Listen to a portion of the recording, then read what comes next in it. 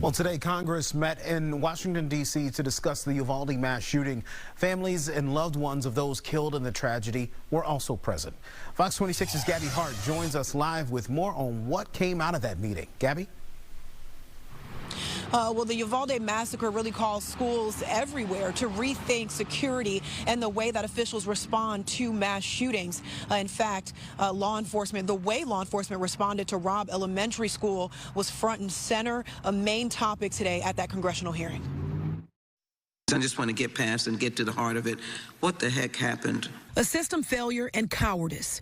Those words used to describe law enforcement's response to Robb Elementary School during a congressional hearing on Thursday.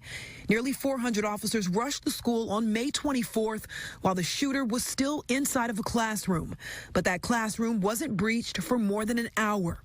19 students and 2 teachers were killed. This was the worst response to a mass shooting in our nation's history. Texas Senator Roland Gutierrez, who represents Uvalde and who examined all the body cam footage and interviews following the shooting, was called to speak. Had this young man not had access to this type of weapon, all of those failures wouldn't have made a difference, but he did.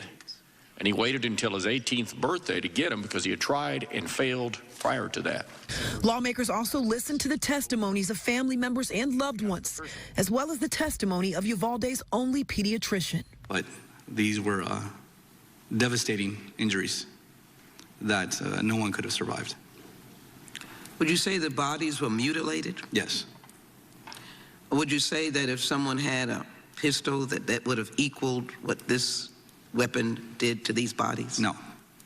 Spring ISD voters just passed an $850 million bond that will allot more money to school safety and security.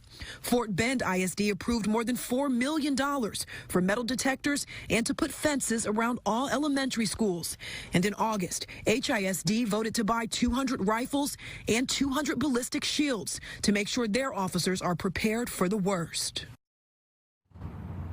Yeah, much of the conversation today also centered around gun laws. Congresswoman Sheila Jackson Lee calling out Republicans for not agreeing to or going along with proposals to toughen gun laws such as red flag laws or raising the age for purchasing a weapon.